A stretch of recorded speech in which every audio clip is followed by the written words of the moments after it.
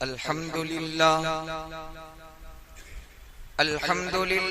वहदहु वस्सलातु वस्सलामु अला मन ला नबिय्य बअदह।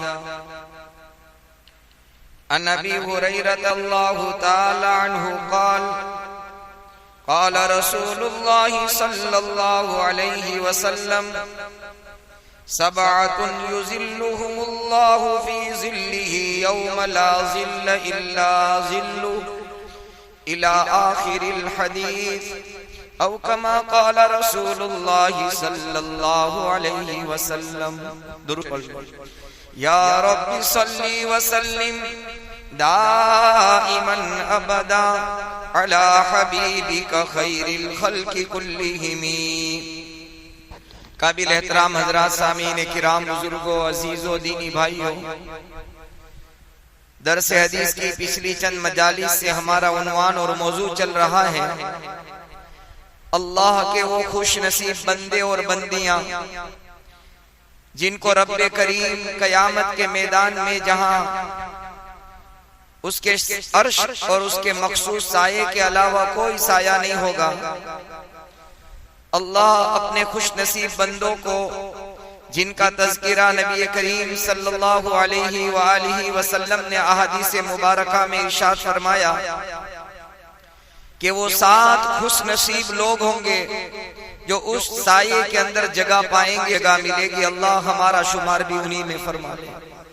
और उसके लिए जिन आमाल की जरूरत है अल्लाह मौत से पहले उन आमाल की हमें तौफीक नसीब फरमा दे, जिनमें से 3 का तज़किरा पहले हो चुका। इमामुन आदिलुन यानी इंसाफ करने वाला हाकिम, इंसाफ करने वाला जिम्मेदार। दूसरे नंबर पर था शाबुन नशा फी इबादतिल्लाह कि वो नौजवान जिसकी जवानी अल्लाह की इबादत में गुजरी हो। तीसरे फरमाया था रजुलुन क़ल्बुहु मुअल्लकुन बिल मसाजिद कि वो अल्लाह का खुश नसीब बंदा जिसका दिल मस्जिद के अंदर अटका रहता हो, जहां मस्जिद से नमाज से फारिग होकर या अपनी इनफिरादी इज्तिमाई इबादत करके निकले, इसका दिल मस्जिद की तरफ माइल रहता हो, मस्जिद की तरफ मुतवज्जे रहता हो कि कब फिर मुझे अल्लाह के घर में जाने का मौका मिलेगा। ये तीसरे नंबर का खुश नसीब आदमी है जिसको अल्लाह अपने अर्श के साये में जगह देंगे। चौथे नंबर पर जो खुश नसीब बंदा है, पाक में नबी करीम सल्लल्लाहु अलैहि वसल्लम फरमाते हैं रजुलाने तहाब्बा फिल्लाह इज्तमा अलैहि व तफर्रका अलैहि। वो 2 लोग चाहे वो मर्द हो चाहे औरतें हो कि जिनकी मोहब्बत अल्लाह की निस्बत पर हो। हम इस वक्त आप अल्लाह के घर में मौजूद हैं, हमारी आपकी दरिया अलग है, दूर दूर तक कोई रिश्तेदारियां नहीं है, लेकिन अल्लाह के घर में अल्लाह की मोहब्बत पर आए हैं और मुहम्मदुर रसूलुल्लाह सल्लल्लाहु अलैहि वसल्लम की मोहब्बत पर आए हैं। इज्तमा रजुलाने तहाब्बा फिल्लाह, अल्लाह की मोहब्बत पर जमा हुए हों, और जब हम जुदा हों इफ्तरका, अल्लाह की मोहब्बत पर जुदा हों। दिल जो है वो अल्लाह के में है, दिल का मालिक अल्लाह है। आज दुनिया में एक हकीकी भाई अपने भाई से मोहब्बत नहीं करता, बाप अपने बेटे से जुदा हो चुका है, माँ बेटी का रिश्ता खत्म हो चुका है, दिल टूट चुके हैं, रिश्ते नाते टूट चुके हैं, भतीजा अपने चचा का नहीं हो रहा है। आज दुनिया का ये हाल है। तो क्या वजह है कि अल्लाह सुब्हानहु व तआला ने अपनी मोहब्बत पर ईमान वालों को जमा कर दिया। याद रखना चाहिए हदीस पाक में नबी करीम सल्लल्लाहु अलैहि वसल्लम इरशाद फरमाते हैं ए लोगों, इंसानों के दिल अल्लाह की 2 उंगलियों के दरमियान में है, बैन इस्बाहिर रहमान, रहमान के कब्जे में दिल है, जिस तरफ अल्लाह चाहता है उसे फेर देते हैं।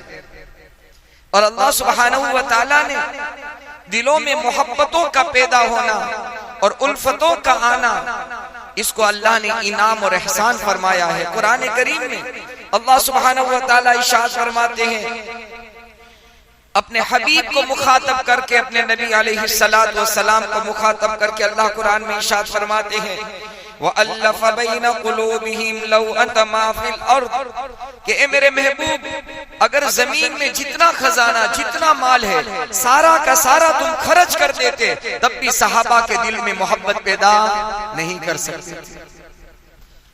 क्या वजह थी कि मक्के को छोड़कर आने वाले सहाबा रज़ी अल्लाह ताला मुजमईन जब मदीना मुनव्वरा की सरजमीन पर कदम रखते हैं, तो मदीना के वो अनसहाबा मक्का से आने वाले मुहाजिरीन सहाबा रज़ी अल्लाह अन्हुम मुजमईन से यूं कहते हैं, ए मेरे भाई, ये मेरी जमीन है, ये जमीन का आधा हिस्सा तू ले ले, मेरी 2 बीवियां हैं, जिसको तू पसंद करे मैं तलाक देता हूँ, इद्दत खत्म हो तो उसके साथ निकाह कर।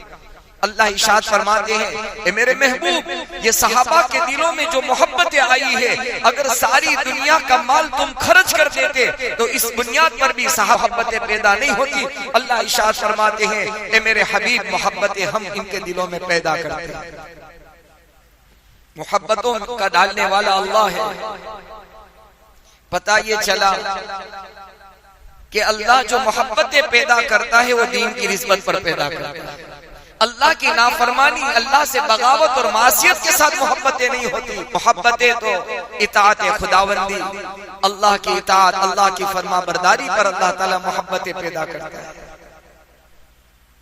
उलमा ने वाकया लिखा है, एक बहुत बड़े मुहद्दिस गुजरे हैं, शेख अब्दुल हक मुहद्दिस देहलवी रहमतुल्लाहि अलैह, फरमाते हैं कि जब वो मरजुल वफात में थे, बीमारी में पड़े हुए थे बिस्तर पर, और आखिरी जिंदगी के दिन थे, लगी हुई थी, उसी बीमारी में आप अल्लाह को प्यारे हुए हैं। तो मरजुल वफात में दिल्ली के बहुत बड़े एक अल्लाह वाले, उनका नाम लिखा है शाह नसीर साहब रहमतुल्लाहि अलैह, जिनका तखल्लुस और उपनाम था चिराग देहलवी, इनके नाम से मशहूर थे। ये भी अल्लाह वाले थे। देखो, याद रखना चाहिए, हमारी मोहब्बत अल्लाह की निस्बत पर हो। अल-हुब्बु लिल्लाह वल बुग़्ज़ु फिल्लाह, अल्लाह ही के लिए मोहब्बत और अल्लाह ही के लिए दुश्मनी। आज कोई बेटा, कोई बाप अपने बेटे से इसलिए दुश्मनी नहीं करता कि बेटा अल्लाह रसूल का नाफरमान है, नमाजों के जनाजे निकाल रहा है, मेरे महबूब अलैहिस्सलातु वस्सलाम की सुन्नतों के जनाजे निकाल रहा है। ए बेटे, मैं इसलिए नाराज हूँ कि तू अल्लाह रसूल का बागी है, इसलिए आज कोई बाप अपने बेटे से नाराज नहीं है। हाँ, अलबत्ता ऐसे लाखों बाप मिलेंगे, ऐसे हजारों सरपरस्त मिलेंगे जो अपने मातहतों से और अपने औलाद से इसलिए नाराज है कि वो कमाता नहीं है, वो जॉब पर नहीं जाता, वो मुलाजमत पर नहीं जाता, वो बात नहीं मानता। अपनी बात न मानने पर बाप अपनी औलाद से नाराज है, लेकिन उस बाप को ये पता नहीं है कि अल्लाह रसूल की बात नहीं मानता। अकाबिर उलमा, मशाइख, अल्लाह के औलिया, इनका हमें ये बता रही है कि इनकी मोहब्बत अल्लाह की निस्बतों पर थी। चुनांचे शाह अब्दुल हक मुहद्दिस देहलवी रहमतुल्लाह अलैह जब बीमार हुए तो चिराग देहलवी शाह नसीर साहब रहमतुल्लाह अलैह इयादत बीमार कुर्सी के लिए गए। हालांकि इख्तिलाफ था, उन दोनों के दरमियान में दूरियां थी किसी मसले में, वो मसला आगे अर्ज कर रहा है। हमारे यहाँ तो अगर दुश्मनी हो तो हम तो इयादत से भी दूर हो जाते हैं, बीमार कुर्सी भी नहीं करते। हालांकि मेरे महबूब ने फरमाया, मुसलमान के मुसलमान पर 5 हक है, जब वो बीमार हो तो इनकी बीमार कुर्सी करे। हमें तो इस बुनियाद पर जाना चाहिए था। मेरे इनके इख्तिलाफ है, झगड़े हैं, ताल्लुकात टूटे हुए हैं, लेकिन मेरे महबूब ने फरमाया ताल्लुकात का टूटना अपनी जगह पर है, इनकी इयादत करना मेरे का तरीका और उम्मत का हक बताया है। हम तो बीमार कुर्सी उनकी करते हैं जो रिश्तेदार, ईमान की बुनियाद पर नहीं करते। माफ करना मुझे भाई, उसकी बीमार कुर्सी के लिए जाना है, क्यों जाना है कि मेरा रिश्तेदार है। खैर, बहरहाल शाह अब्दुल हक मुहद्दिस देहलवी रहमतुल्लाह अलैह मरजुल वफात में थे, इयादत के लिए चिराग देहलवी रहमतुल्लाह अलैह पहुंचे। दरवाजे पर पहुंचे, दस्तक दी, आवाज दी, खादिम बाहर निकले, कहा कि कौन? कहा कि हजरत से फरमाए चिराग देहलवी आए हैं, इयादत के लिए आए।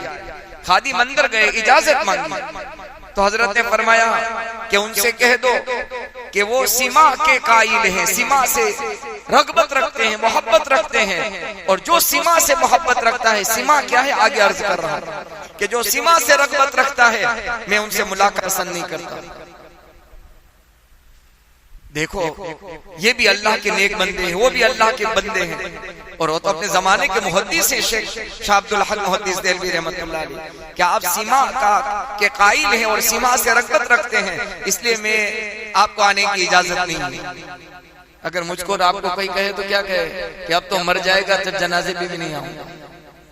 हमारा हाल ये, जब इनके खादिम ने ये पैगाम चिराग देहलवी रहमतुल्लाह अलैह को पहुंचाया तो उसी जगह खड़े खड़े चिराग देहलवी शाह नसीर रहमतुल्लाह अलैह ने यूं कहा, हजरत से कह दो इसी वक्त में तौबा कर रहा हूं। जिस चीज को आप नापसंद समझते हैं, नाजायज हराम नहीं था, नापसंद था, जिस चीज को आप नापसंद समझते हैं मैं उससे इसी वक्त तौबा।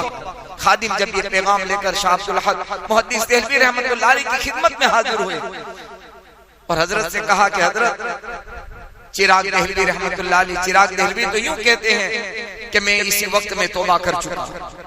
हजरत उठे, बीमारी की हालत में है, यानी जिंदगी के आखिरी दिन चल रहे हैं, मरजुल वफा थे, बैठ गए, अपने सर से अमामा उतारा, पगड़ी उतारी और उतार कर यूं कहा खादिम से कि जहां वो खड़े हैं वहां से लेकर इनके रास्ते में पगड़ी बिछा दो और ये मेरी पगड़ी पर चलकर मेरी मुलाकात के लिए आएंगे।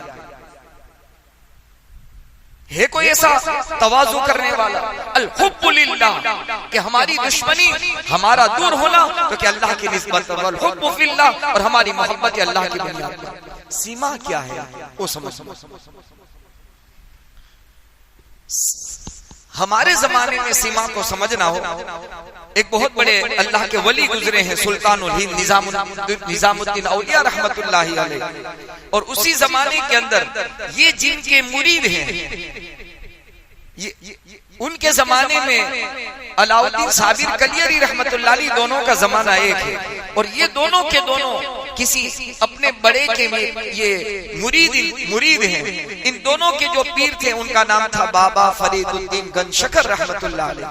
अपने जमाने के अंदर बाबा फरीदुद्दीन गंजशकर रहमतुल्लाह अलैह की खिदमत में अलाउद्दीन साबिर कलियरी रहमतुल्लाह अलैह भी पहुंचे थे और रिश्ते में इनके भांजे भी लगते थे, बहन के लड़के। और सुल्तानुल हिंद निजामुद्दीन औलिया रहमतुल्लाह अलैह भी उसी जमाने में थे। इसमें इख्तिलाफ है कि सबसे पहले बाबा फरीदुद्दीन गंजशकर रहमतुल्लाह अलैह ने खिलाफत खलीफा किनको बनाया, तो अक्सर उलमा ने लिखा है कि अलाउद्दीन साबिर कलियरी रहमतुल्लाह अलैह को सबसे पहली खिलाफत मिली। उस जमाने में इन दोनों के दरमियान में इस मसले में भी इख्तिलाफ था। क्या था? सीमा कहते हैं हमारे जमाने में इसको समझो कव्वाली करना। क्या करना? उस जमाने में कव्वाली नहीं होती थी जैसे हमारे जमाने में होती है। आज भी आप चले जाओ, एक अल्लाह की शान है, आज भी आप चले जाओ, शायद अभी बाद में शुरू हुआ है तो हुआ होगा, लेकिन निजामुद्दीन औलिया रहमतुल्लाह अलैह की मजलिस में लोग शेर और शायरी पढ़ते थे, अशार पढ़ते थे। और अशार पढ़ते पढ़ते अब मैं कोई आसान जुबान में आपको समझाऊं कि शेर और शायरी ऐसी है कि आदमी ताऊ में आ जाता है, वजद में आ जाता है। कि ना कव्वाली सुनने वालों को देखना, वो अपने से बाहर हो जाते हैं। और कव्वाली पर आप यकीन माने, जिनके जेब में 100 रुपये होते हैं वो भी कव्वाली पढ़ने वाले पर यूं लुटाना लगता है, 10-10 की नोट है।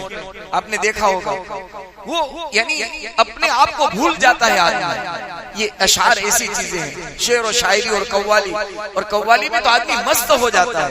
तो बाद में ये कव्वाली शुरू हुई। पहले ये ढोल तमाशों के साथ कव्वाली में भी अशार पढ़े जाते हैं, याद रखना।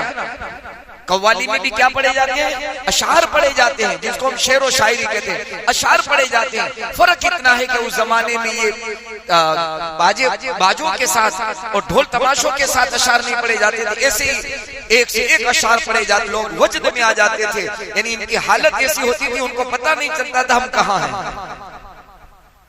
और आज भी बहुत सारे आप देख लेना, अभी हमारे यहाँ ये नौरतें शुरू होंगे तो आप ऐसे यानी लोग ऐसे नाचेंगे, ऐसे थके हारे थक जाएंगे तब भी नाचना बंद नहीं करेंगे। एक ये कैफियत होती है।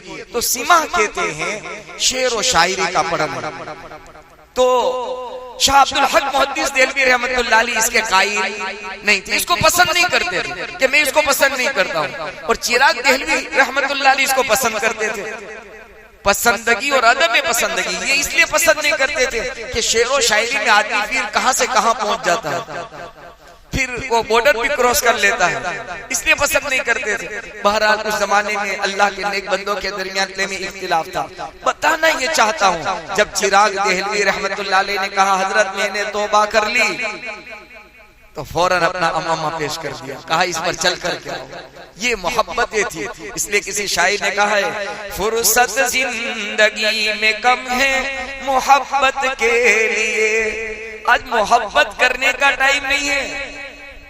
भाई अपने भाई की बीमार पुरसी, भाई अपने भाई का हाल, भाई अपने बहन की मोहब्बत, बहन भाई की मोहब्बत के लिए तरस रही है। तो शायर ये कह रहा है, फुर्सत जिंदगी में कम है मोहब्बत के लिए, लाते हैं लोग वक्त कहां से नफरत के लिए, लाते हैं लोग वक्त कहां से नफरत के लिए। मोहब्बत का टाइम नहीं है और नफरतों के लिए टाइम निकालते हैं लोग, लड़ाई झगड़ों के लिए टाइम निकालते हैं, नफरतों की बात करने की मजलिस से लगती है आज। क्या मैं आपको बताऊं, आदमी कहां आग लगे और कहां भड़का हो जावे और कहां शोले तप जावे, आदमी इसकी फुर्सत है। कल मैं एक जगह में चल रहा था, एक आदमी ने बाइक खड़ी करी, मुझसे बातचीत की, तो बात मोहब्बतों की करनी चाहिए। 2-3 बात उसने जब शुरू की मैं समझ गया, मैंने बिल्कुल झड़ से बात ही उनको खत्म काट दी। मैंने कहा अपना मसला नहीं है, जिनका मसला है उनसे मिल लो, खलास।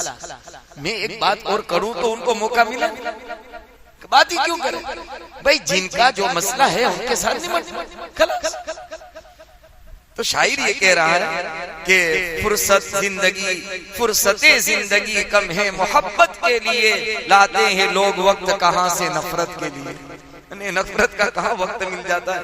बहरहाल मैं अर्ज ये कर रहा था कि भाई एक हदीस में तो नबी करीम सल्लल्लाहु अलैहि वसल्लम, हदीस से कुदसी है, नबी करीम सल्लल्लाहु अलैहि वसल्लम ने फरमाया, अल्लाह की रजा के लिए, बेहतरीन हदीस है, अल्लाह की रजा के लिए मोहब्बत करने वाले, अल्लाह राजी हो, मुझे कुछ नहीं चाहिए। इसलिए हज उम्रे में जाते हैं तो हम लोगों से कहते हैं अल्लाह को राजी करने के लिए सुलह कर ले, समाधान कर ले, मुलाकात कर ले, अल्लाह राजी हो जाएगा। नाक मत दे, इज्जत मत दे, इज्जत और जिल्लत का मालिक मेरा अल्लाह है। इज्जत के नक्शों में जलील कर दे और जिल्लत के नक्शों में इज्जत ले आए।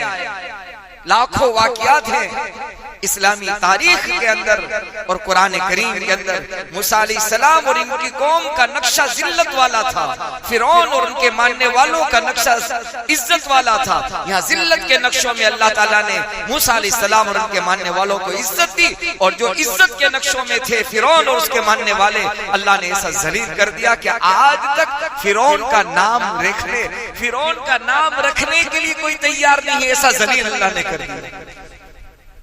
मैंने लतीफा सुनाया था एक मरतबा 27 से रात, क्या लोग मॉडर्न नाम की तलाश में, नया नाम, कोई कैसे नया नाम, सहाबा से अफजल नाम रुए जमीन पर किसी का नहीं हो सकता। नया नाम क्या लेने का, फिर नाम रख लेते हैं, माने का पता नहीं होता, बच्चा फिर तबीयत खराब होती है। हदीस पाक में आता है बच्चों के नाम का असर औलाद पर पड़ता है। हम जब वो आते हैं कि भाई कुछ पानी दम कर दो, हम पूछते नाम क्या है, तो नाम बताते, हम पूछते हैं इसका माना क्या है, तो माना कुछ पता नहीं।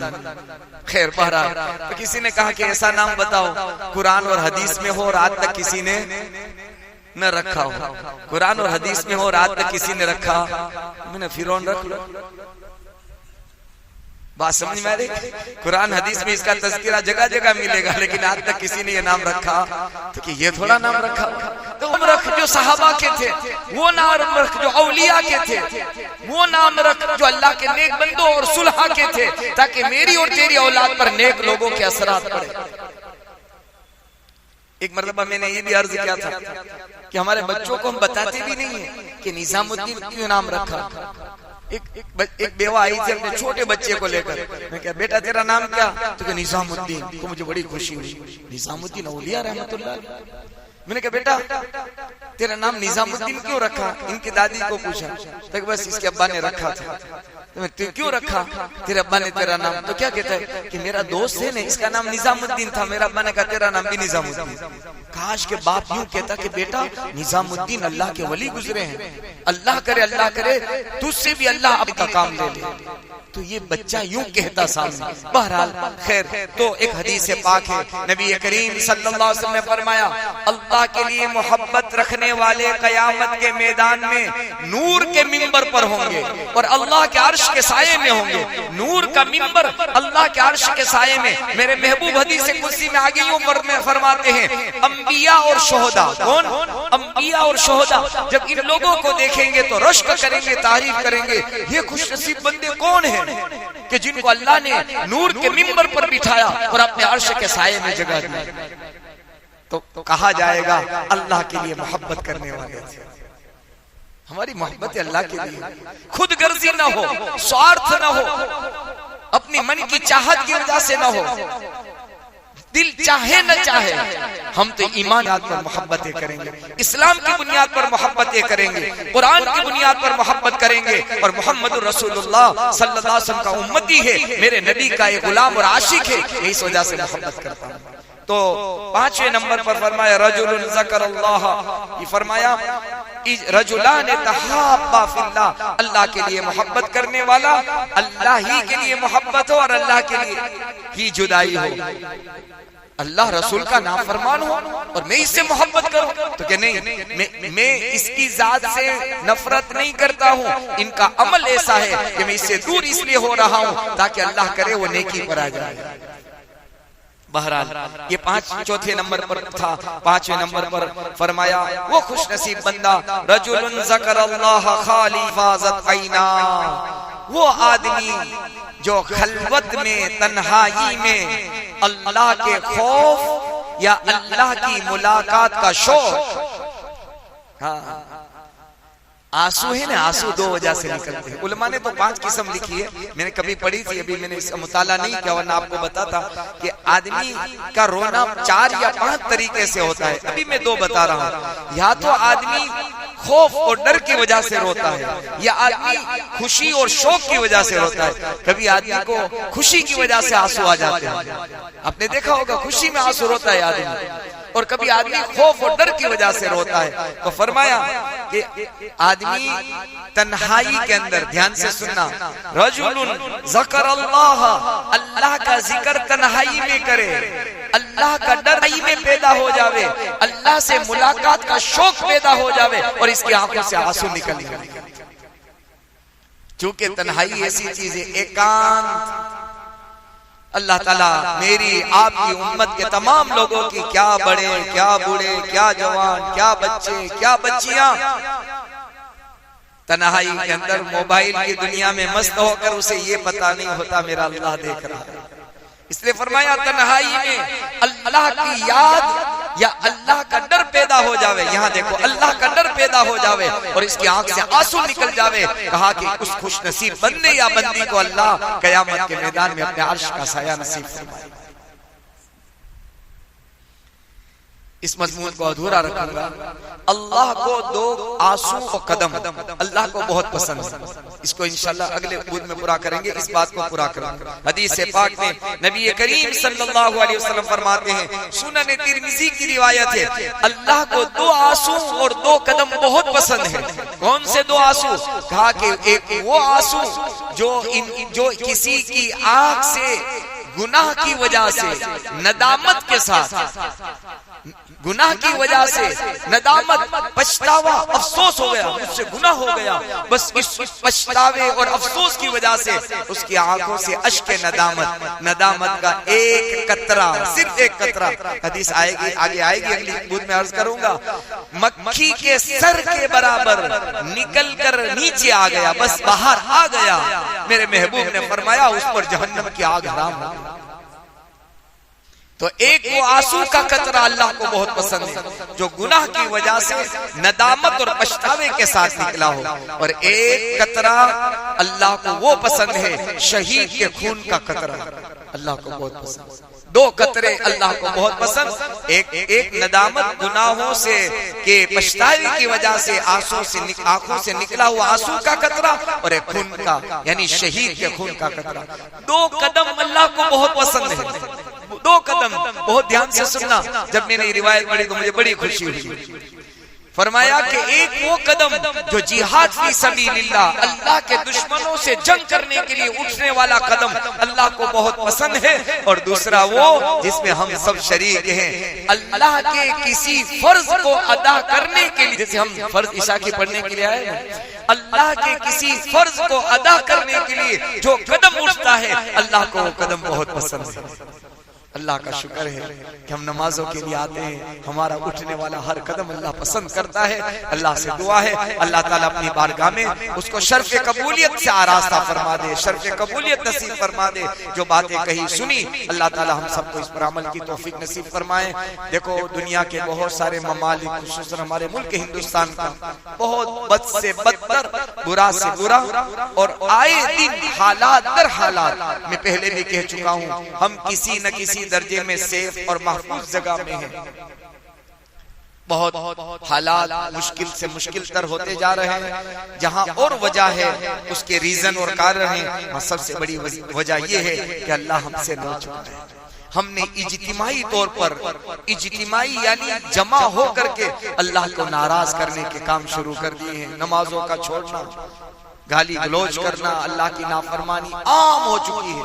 तो इस वजह से आपसे गुजारिश है कि सर्दी की रातें हैं, 5:26 पर तुलुए फजर होता है, तुलुए फजर। तो आपसे गुजारिश है आप कोशिश करो 5 बजे उठ जाओ, या लेट में लेट 5:10 को उठ जाओ। 5:10 को उठ करके आप 2-4 रकात अल्लाह तौफीक दे। अगर इतना भी नहीं हो सकता, क्योंकि जहां जहां मुसलमान परेशान है, इनकी इबादत गाहों को, इनकी मुकद्दस मकामात को गिराया जा रहा है, मेरी और आपकी जिम्मेदारी है कि इतना तो हम कर सकें, रात में उठ करके इनकी मदद के लिए और जालिमों के जुल्म से बचने और जालिमों से की तौबा की तौफीक की अल्लाह के पास दुआ करें।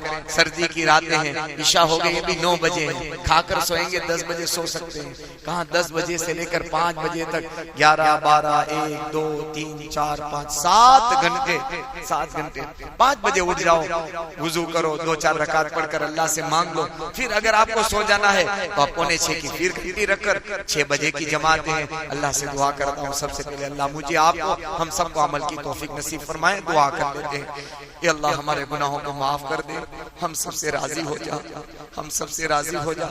हमारे मजलूम मुसलमानों की मदद फरमा दे, फलस्तीन में, गजा में, जहाँ जहाँ, अल्लाह यमन में, शाम में, अल्लाह शाम की बरकत की दुआ तो नबी करीम सल्लल्लाहु अलैहि वसल्लम ने अपनी जुबान मुबारक से 3 मरतबा फरमाई। अल्लाह मुल्क के शाम में बरकत अता फरमा, 3 मरतबा आपने फरमाया। अल्लाह अपने नबी की दुआओं की लाज रख ले, अल्लाह मुसलमानों की मदद फरमा दे। हमारे इलाके के अंदर और इस मुल्क में जहाँ जहाँ अल्लाह तेरे घर को, तेरे मुकद्दस मकामात को, ये अल्लाह तेरे नेक बंदों के मुकद्दस मकामात को, आरामगाहों को मिटाया ढाया जा रहा है। मेरे अल्लाह तू आसमानों से देख रहा है, तेरी न सोने वाली आंख दिख रही है, हमसे ज्यादा कोई कमजोर नहीं है। तेरे कुछ बंदे तेरे मुकद्दस कलाम के वरक की ये अल्लाह बेअदबी हो रही थी, उसको उठाने के लिए गए, अल्लाह सलाखों के पीछे डाल दिए गए। इनका कसूर सिर्फ इतना था, तेरी मुकद्दस किताब को अल्लाह अपने लिखना चाह रहे थे, अपने सीने से लगाना चाह रहे थे। मालिक इन तमाम को बाइज्जत बरी फरमा दे, रिहाई की शक्लें पैदा फरमा दे, हर कदम पर हम सब की मदद फरमा दे, हर कदम पर पूरी उम्मत की हिफाजत फरमा ले, हर कदम पर उम्मत की निगहबानी फरमा ले, दस्तगीरी फरमा ले। अल्लाह तू नाराज हो चुका है, अल्लाह तेरी रजा हम सब के लिए बहुत जरूरी है। उन आमाल की तौफीक पूरी उम्मत को दे दे जिससे तू राजी हो जावे। ईमान पर हमें जिंदगी अता फरमा और ईमान पर हमें मौत अता फरमा। सल्लल्लाहु अलैहि नबील करीम बिरहमतिक या अरहम।